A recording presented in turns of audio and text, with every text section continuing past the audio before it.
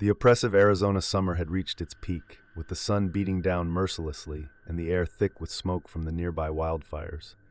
After a grueling double shift at the hospital, I was exhausted. My body felt like it was dragging behind me, each step a struggle. As I drove home that evening, the sky had turned a hazy orange, the sun barely visible through the smog.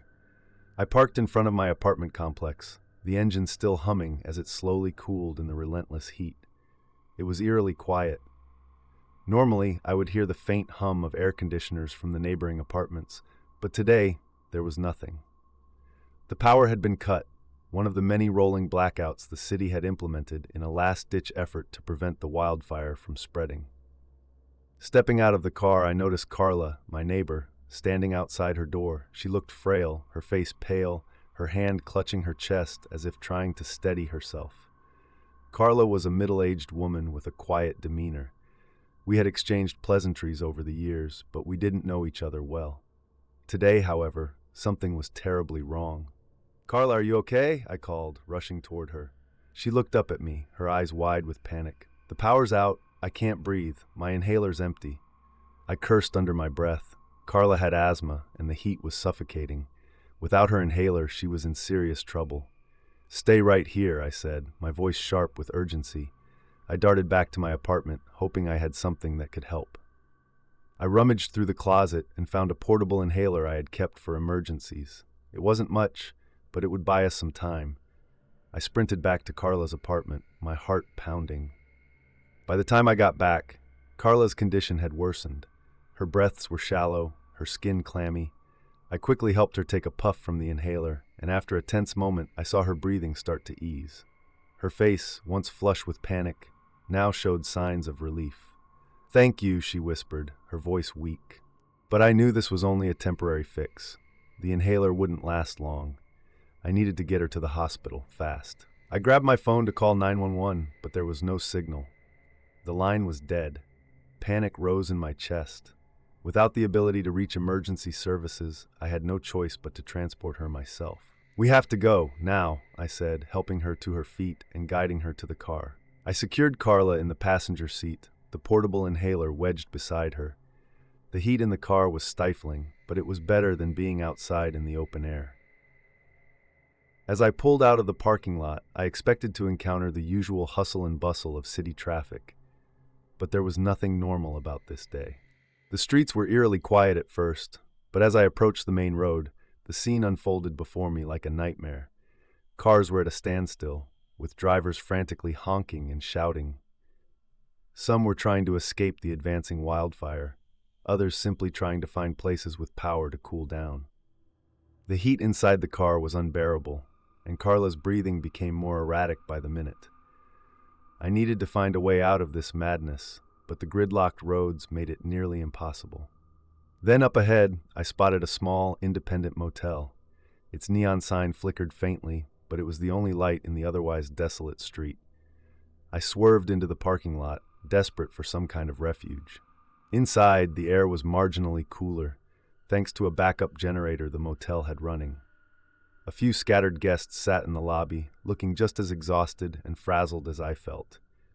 I helped Carla settle into a chair in the corner, trying to keep her calm as I weighed our next move. "I'll figure something out," I reassured her, though my own anxiety was starting to fray my nerves. A man in a worn-out paramedic jacket approached. He looked at me with sharp eyes, then glanced at Carla. "I'm Ben," he said.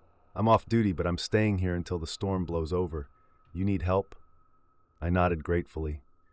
"Her inhaler's running low, and I can't get through to anyone. I need to get her to the hospital."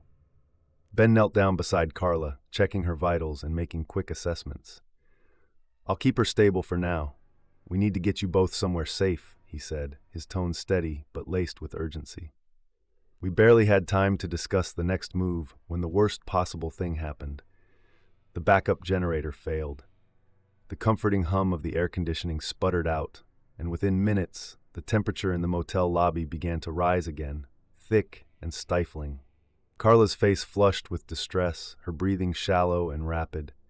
I felt my heart race as panic began to take hold. "Ben, we need to do something," I said, almost pleading. Ben didn't hesitate. "There's a firehouse down the street. It's our best shot. Let's go." We grabbed what we could, a few bottles of water, some blankets, and fashioned a makeshift stretcher.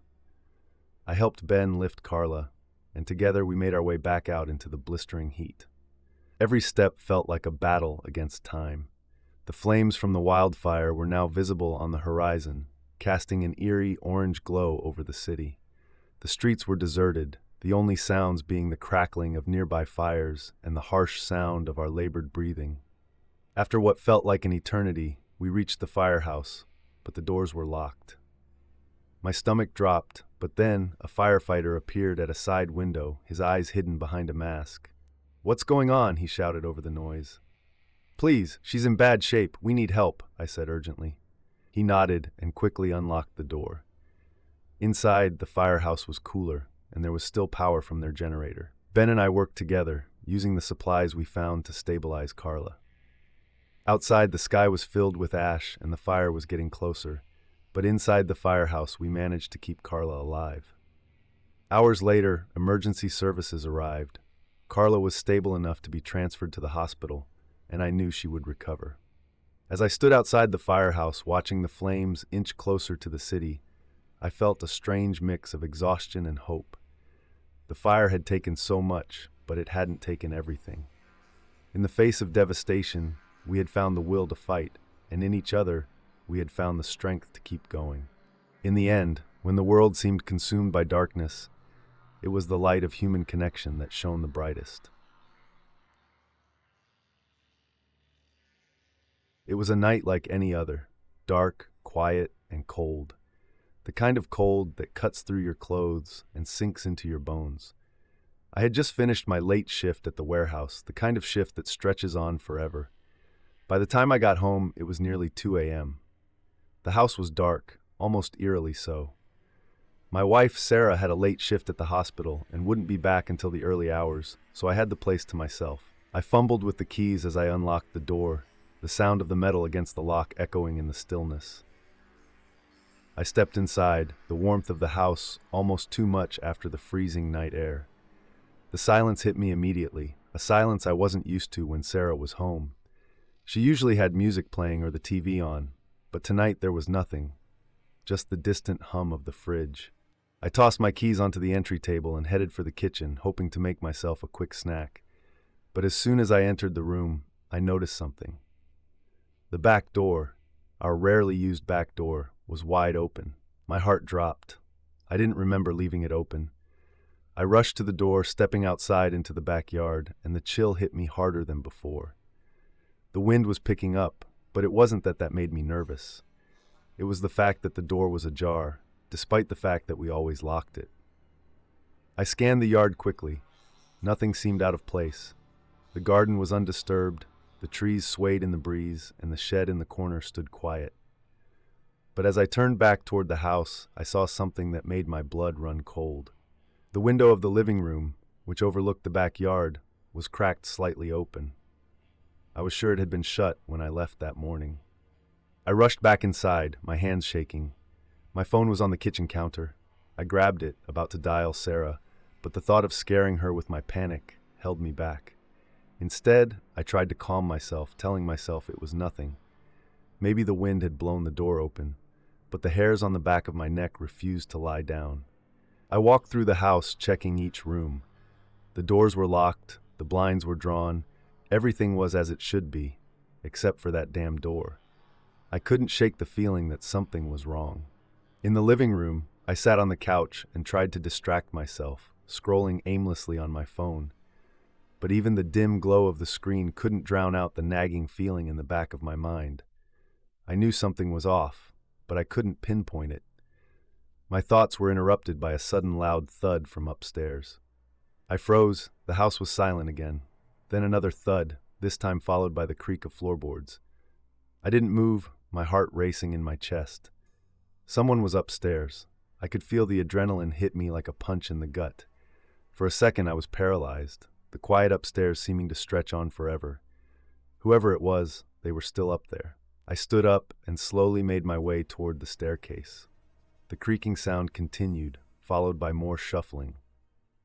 Whoever was there didn't seem to be trying to hide. I could hear them rummaging through the rooms.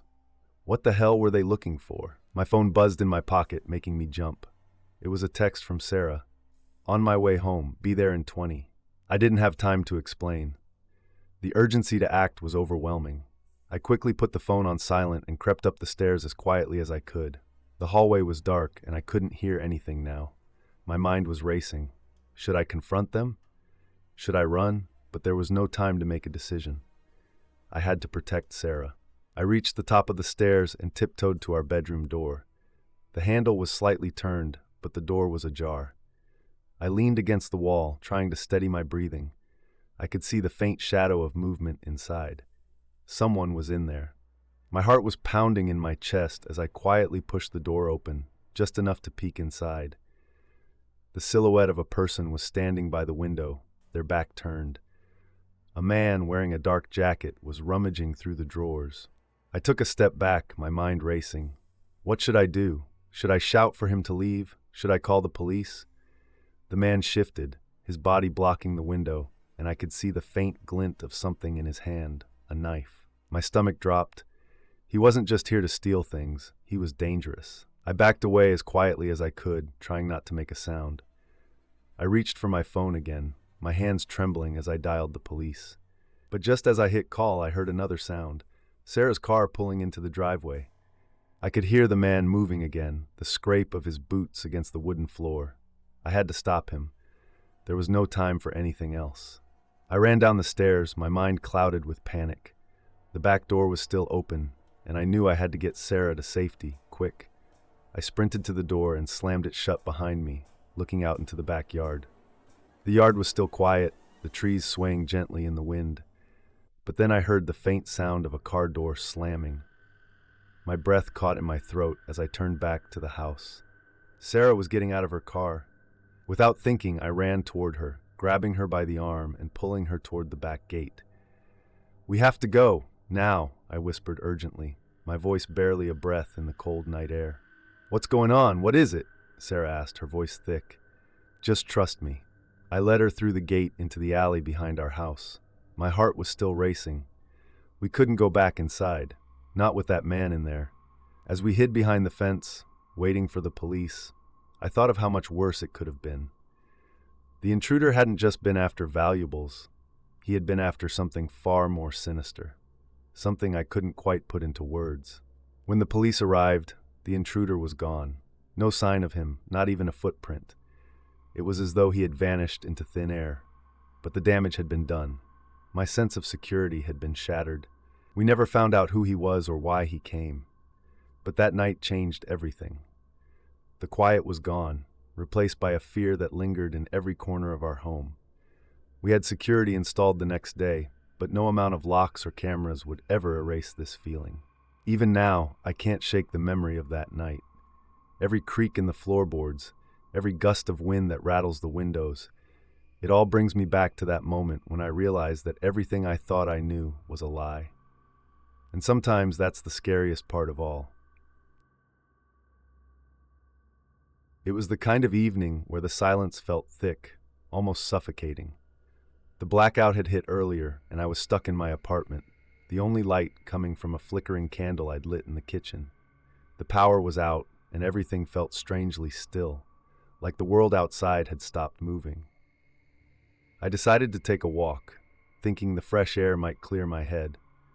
I'd been feeling restless all day, the kind of restlessness that gnaws at you, demanding something to shake the monotony. I stepped out into the cold night, grateful for the break in the stifling air of the apartment. The streets were unnervingly quiet, no cars, no streetlights, no hum of distant noise. The only sound was the occasional rustle of wind through the trees. I hadn't planned on going far, just down the street, maybe around the corner. I needed to stretch my legs, clear my thoughts, forget about the creeping sense of unease I couldn't quite shake. But as I walked, I felt it again, the pull, the strange sensation that I was being watched. It's silly, I know, but I couldn't deny the knot tightening in my stomach. I tried to ignore it. After all, the streets were empty, right? But as I passed the alley that led to an old, dilapidated building, I saw him, a man standing in the shadows. At first, I thought he was just another person out for a walk, maybe caught off guard by the blackout like me. but then he stepped forward, moving toward me with a casual confidence that instantly put me on edge. "Evening," he said, his voice smooth, almost too smooth. There was something about the way he spoke, like he was trying to lull me into a sense of comfort. I nodded, offering a polite but cautious greeting, my feet instinctively slowing. It was just a guy, I told myself. But why was he out here alone, in the middle of the blackout, standing in the shadows like he was waiting for something? "Funny, isn't it?" he said, breaking the silence. "The way everything goes quiet when the power's out, almost like the world's holding its breath." I forced a smile, hoping he'd move on, but instead he stepped closer, his movements too deliberate. "It makes you think about what happens when the lights go out. How much of what we see is just a reflection of the light? How much of us is hidden in the dark?" I didn't respond right away. Something about his words didn't sit right with me. He was too calm, too easy. People don't talk like that on dark streets at night. "You live around here?" he asked, as though he'd known me for years, his eyes scanning me like I was some kind of puzzle to figure out. I hesitated. Something about his gaze made me uneasy. It wasn't just curiosity. It was something deeper, more calculated. "Yeah, just down the street," I muttered, stepping back a little, hoping my body language would give him the cue to back off. But he didn't. "You know," he said, with that same unsettling calmness, "you really shouldn't be out here alone. It's dangerous, especially when the lights go out. People can get lost in the dark, you know. The city, it's different without the lights." His eyes locked onto mine, and for a moment I felt an unfamiliar chill crawl up my spine. His words were too pointed, too deliberate, like he was testing something. But I couldn't place it. "I'm fine," I said, forcing my voice to sound steadier than I felt. "I'm just out for a walk." He tilted his head slightly, his smile widening just enough to be unsettling. "Oh, I'm sure you are. It's just that people don't tend to trust their instincts these days, do they?" The hairs on the back of my neck stood up. Something about that statement hit me wrong. His eyes were narrowing slightly, his lips curling into a smile that didn't quite reach his eyes.